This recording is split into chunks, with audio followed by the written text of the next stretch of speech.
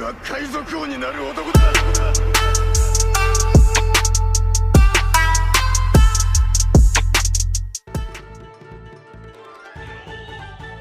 Fala galera, sejam bem-vindos a mais um vídeo no canal Supernovas, o canal favorito do Eiichiro Oda. Meu nome é Samuel, estou aqui com meu parceiro Leonardo. E aí galera? E no vídeo de hoje nós vamos fazer a análise do capítulo 1037, um dos capítulos mais esperados de Onigashima. Mas antes de começarmos, não se esqueçam de nos seguirem no Instagram e entrarem no nosso servidor do Discord. E sem mais enrolação, bora direto pro vídeo. Não teve Raizou e Fukurokujo, mas foi um bom capítulo. E o capítulo já começa com uma capa muito bonita da Reiju e da Germa, intitulada O Alívio de Judge. Desde o Holy Cake nós não temos notícia da Germa e é muito interessante ver eles em uma história de capas. Provavelmente eles ainda vão dar as caras na obra e talvez até ajudar os Mugiwaras em uma futura guerra contra o governo, podendo ter até uma relação do Judge com o Vegapunk. Mas esse com certeza não é o foco desse capítulo e aqui nós vamos direto pra ele. O Oda começa esse capítulo com os sonhos e esperanças do país de Wano, no Festival do Fogo. Nós vemos a população bebendo e se divertindo, e em um quadro vemos que o festival está para terminar, pois os preparativos para os barcos do céu começaram. Fico imaginando quão lindo será o final desse arco, com os vilões derrotados e várias lanternas flutuantes indo até os céus. Mas a parte mais bonita desse pequeno vislumbre da capital das flores são as mensagens escritas nesses balões. O Oda sabe como abordar um tema delicado como esse em um cenário lindo, quando o povo de Wano escreve pedidos como esse aqui. Chega até a emocionar, principalmente nesse quadro em específico, pois nós vimos o quanto a fome atinge os mais pobres do país pela crueldade de Orochi. E Luffy prometeu a Otama que ela iria poder comer o quanto quisesse. E amigos, quando Luffy promete algo, ele cumpre. Nós veremos esses pedidos serem realizados, e isso está cada vez mais perto de acontecer.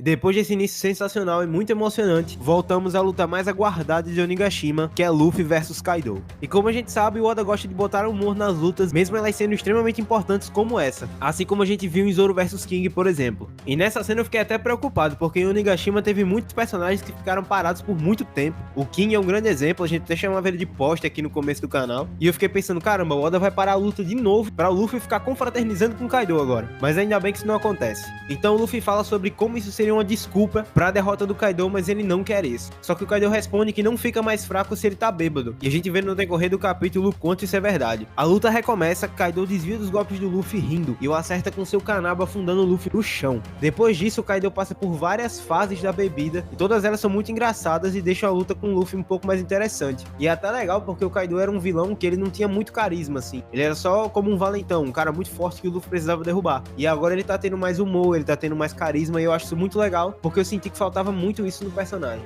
As primeiras fases são as de bêbado, deprimido e bêbado chorão, e nelas Kaido consegue aplicar golpes bem fortes no Luffy, o que fazem com que Luffy pare de subestimar o Yonkou nessa hora e tomar muito mais cuidado. Mas uma coisa que nos chamou a atenção nessa luta é a velocidade dos golpes do Luffy. São tão rápidos que nem conseguimos ver o trajeto, apenas o impacto que eles causam no Kaido. Fora que a coreografia da luta nesse capítulo é simplesmente sensacional, como nessa em que o Kaido e o Luffy colidem com seus hacks do rei batendo a cabeça. Claro que o Kaido vence o embate, pois seu hack é muito mais forte, isso observado pelo próprio Luffy, e isso nos leva a pensar o quão grande é o abismo de poder entre Luffy e Kaido, que com certeza está diminuindo conforme Onigashima avança. E Luffy luta de igual para igual com Kaido, que diz que fazia tempo que não lutava mano a mano desse jeito. Cara, sensacional. E quando o Kaido entra no modo bêbado raivoso é que temos uma página dupla insana. Rock Gatling contra Gyundari Ryuseigun, numa troca de golpes caótica e brutal, que só poderia ser trocada entre dois Yonkous. Ambos trocam golpes violentos, mas é numa página específica que vemos algo que pessoalmente nos chamou bastante atenção. Quando saíram os spoilers completos do Redon, o vazador dizia que Luffy explodia seus membros nos golpes em Kaido. Nós imaginamos que fosse algum erro de tradução, porque se fosse verdade, o Oda teria deixado claro que Luffy era sim um Lunari. Mas ao chegarmos nessa página, onde Luffy deixa um chute com Gear 3 quase invisível e sai fumaça de todo o seu corpo, nós quase mudamos de ideia e quase enlouquecemos. Esse golpe parece muito com os golpes à distância do próprio King, e pode ser muita viagem nossa, mas realmente há semelhanças absurdas no modo que os dois usam seus corpos nos ataques. É bom lembrar que essa luta está perto de acabar agora, provavelmente nos próximos capítulos os demais confrontos já vão finalizar, e a principal luta de Onigashima vai finalmente chegar ao fim.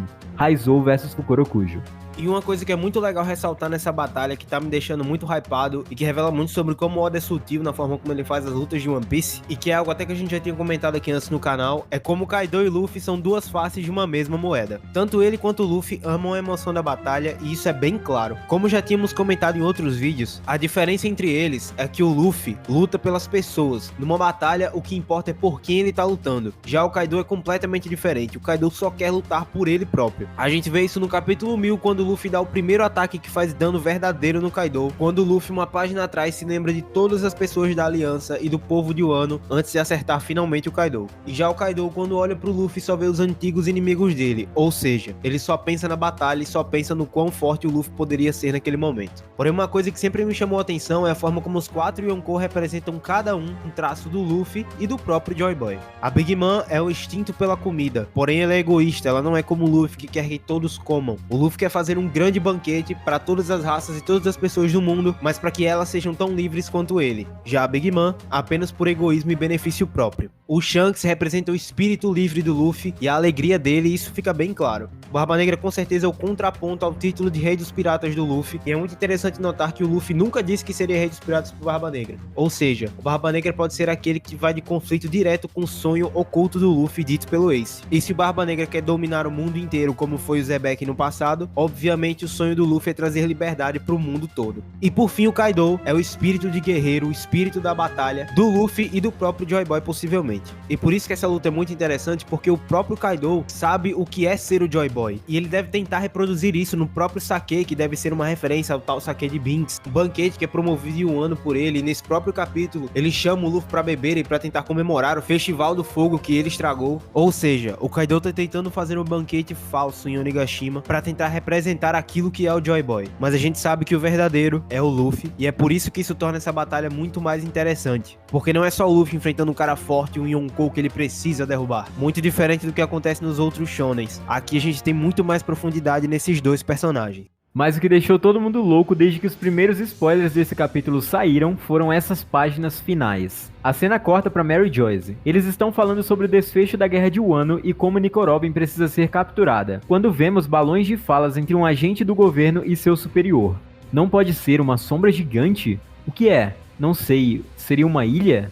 A cena corta novamente para os Gorosei, que estão falando sobre uma fruta lendária que não despertava há anos. Uma fruta que fez o governo mundial mudar seu nome para apagar seu verdadeiro nome de toda a história. E o capítulo termina com um dos melhores quadros de Wano, com Zunisha parecendo imponente e colossal atrás dos navios do governo e indo em direção ao país. Nesse ponto, todo mundo ficou louco, e nós também. E até agora não existe um consenso absoluto entre a comunidade sobre qual fruta é essa e o que Zunisha está fazendo em Wano. Porém, nós temos algumas teorias bem interessantes e vamos compartilhar com vocês aqui agora. Primeiro de tudo, temos que saber que fruta é essa. E aqui nós temos 3 possibilidades muito interessantes. A primeira é que seja a Ope Ope no Mi. Nós sabemos que essa fruta tem um potencial gigantesco e que o próprio governo esteve atrás dela no flashback do coração. Além disso, nós sabemos que essa fruta pode realizar a cirurgia perene, que deixa alguém imortal. Não sabemos como isso funciona, mas de 2 coisas nós temos certeza. Alguém já utilizou essa habilidade no passado, e nós apostamos todas as fichas que foi o Insama. E se o Oda usou esse artifício em algum momento, vai mostrar o poder disso, e esse momento pode ser agora. Lau acabou de despertar sua fruta contra a Big Mom, e cá entre nós, é muito difícil que seja apenas o Kirun, pois seria um despertar meio fraco para uma fruta tão importante. Mas pode ser também que a cirurgia perene possa ser realizada através do Kirun, com o usuário da Ope Ope transferindo seu próprio coração para outra pessoa, e dessa forma dando outra vida para alguém, e morrendo no processo. Não sabemos qual é o verdadeiro conceito da cirurgia perene, mas que isso interessa ao governo é um fato. Já a segunda possibilidade é que seja a fruta de Zunisha, porém essa teoria tem alguns problemas. O primeiro é que o recurso que o Oda usou nesse quadro nos faz imaginar que a fruta do qual os Gorosei estão falando e a aparição do Zunisha se encaixam no mesmo contexto. Porém, ele já fez isso outras vezes para confundir os leitores e deixar ainda mais misteriosos os seus verdadeiros objetivos. Nós acreditamos que sejam contextos diferentes, mas uma coisa é certa, a fruta está em Wano agora. E o segundo problema dessa teoria é simples. Não sabemos o nome da fruta do Zunisha e nem sabemos se ele tem uma fruta. Então não faria sentido para nós que o governo tenha mudado o nome desse fruto, pois não sabíamos sobre ela até agora. É isso aí, pô, porque, tipo assim, se o nome da fruta for do balacobaco, dane-se, tá ligado? Tipo, Sim. Quem liga? Mas é uma teoria interessante e seria insano imaginar que Zunisha na verdade fosse um homem que comeu um fruto lendário do elefante gigante, e poderia ter ficado preso em seu despertar pela eternidade como uma punição pelo seu pecado. E sobre o Zunisha, no último vídeo teve um comentário muito interessante do Samuel, meu xará aí, e ele comentou o seguinte: cara, com vocês falando que o ano tem paralelos com Thriller Bark, me veio na mente outro paralelo que é aquelas sombras gigantes que aparecem no final do arco. E hoje com o capítulo 1037 uma criatura gigante aparecendo que é o Zunisha, que é outra criatura gigante. Cara, esse comentário foi sensacional, eu não tinha parado pra pensar nisso, e tem muita gente que diz inclusive que as sombras que aparecem no fim de Thriller Bark possam ser o Zunisha, ou até o seu irmão que tá perdido, fazendo uma referência ao quadro de Salvador Dalí. Eu acho muito interessante essa teoria, é bem viajada, com certeza se tiverem dois elefantes gigantes, o Oda vai ter que passar muito tempo explicando qual é o propósito deles na obra, mas isso é um paralelo com certeza com Thriller Bark, mais um que acrescenta aí a nossa lista imensa de paralelos entre esses dois arcos. Mas é da última teoria que nós mais gostamos, e que pessoalmente acreditamos ser a mais provável de se confirmar. A fruta que faz até os Gorosei tremerem de medo é a Gomu Gomu no Mi. E sobre a Gomu Gomu, trouxemos uma teoria bem maluca aqui, mas eu espero que vocês gostem. E se vocês discordarem ou tiver algum argumento pra acrescentar, pode falar aí nos comentários. Sobre a Gomu Gomu, é o seguinte: a cena do próprio Zunisha com aquela continuação do diálogo dos Gorosei já aconteceu muitas vezes em One Piece, e a conversa nem sempre é literalmente falando sobre o quadro que a gente tá vendo. Até porque eles não estão vendo que é o Zunisha que tá chegando. Ou seja, então não era sobre o Zunisha que eles estavam falando. E sobre a do Law, eu também acho um pouco difícil ser a Ope no Mi, até porque ela é muito conhecida por todos. O próprio pessoal do mercado negro sabe que a Ope no Mi é o fruto supremo e eles colocam até uma recompensa por isso. Se o nome da fruta fosse outro, eu acho que não teria um grande impacto, porque ela é uma fruta muito subjetiva. E isso nos leva até a Gomu Gomu. Vamos lá. Nesse mesmo arco, capítulos passados, o Rozu nos trouxe a história de que a fruta do Luffy estava sendo escoltada pelo governo mundial e foi roubada pelo Shanks. E nesse mesmo diálogo é interessante notar que o Rozu também cita o Nika. Mas vamos mais pra frente. A fruta por si só já tem muita importância e estava sendo escoltada pelo governo. A gente nunca tinha visto isso antes sobre alguma outra fruta na obra, então a importância da Gomu Gomu é muito grande. Os Gorosei comentam sobre o governo mundial ter dado outro nome àquela fruta em específico. Em capítulos passados a gente teve essa mesma problemática com o nome e qualquer informação sobre uma certa raça, que é os Lunari.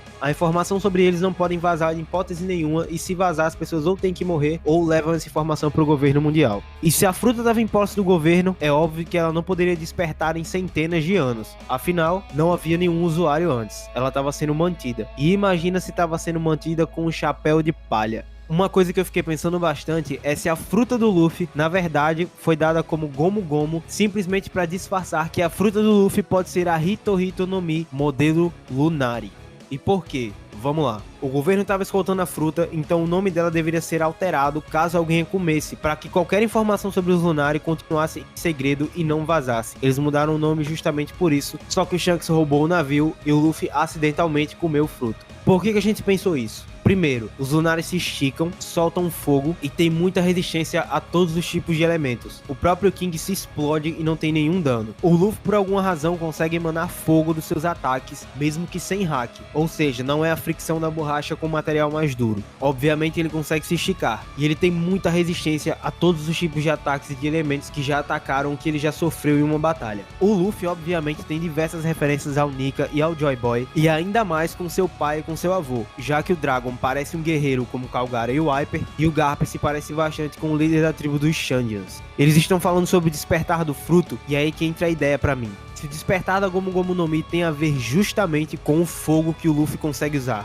Vale lembrar também que todos os ataques que o Luffy usa com fogo são referentes a pássaros com asas, e principalmente esses últimos com o pássaro Rock, que é um rei ave lendário da mitologia árabe, e que a gente vai falar bastante sobre ele em um próximo vídeo. Mas a nossa teoria seria essa, de que a fruta do Luffy poderia ter tido seu nome alterado para que as informações sobre os Lunari não prosseguissem, e é essa teoria maluca que eu queria trazer para vocês. Seria muito interessante se esse próprio despertar do Luffy tivesse a ver com as chamas, que a gente já falou em tantos vídeos aqui do canal sobre o próximo Gear que tem a ver com despertar. Então tudo parece se conectando por uma coisa só, e se for isso, cara, vai ser sensacional. Exatamente, cara. Eu pessoalmente gosto muito dessa teoria, porque embora faça com que a fruta do Luffy seja especial de alguma forma, não dá a ela um poder tão overpower assim. Ele basicamente tem as mesmas propriedades da borracha, mas com sangue de um Lunari, uma raça que foi extinta pelo governo mundial. Talvez isso dê até um peso a mais à jornada dele para ser o rei dos piratas. Mas falando sobre Zunisha, qual foi o motivo que levou ele a estar em Wano? nós pensamos que ele possa realmente estar indo para segurar Onigashima com sua tromba, impedindo que ela caia em um ano. Fizemos um vídeo há uns meses atrás teorizando sobre isso, e ainda nos parece ser a possibilidade mais provável. Seria incrível se Momo conseguisse impedir a queda, mas provavelmente ele só vai afastar a ilha da capital das flores. Imaginem se esse é o propósito de Zunisha pelo seu crime cometido há séculos atrás: salvar o Wano e depois da guerra ajudar a abrir as fronteiras do país comandado pela voz de Momonosuke.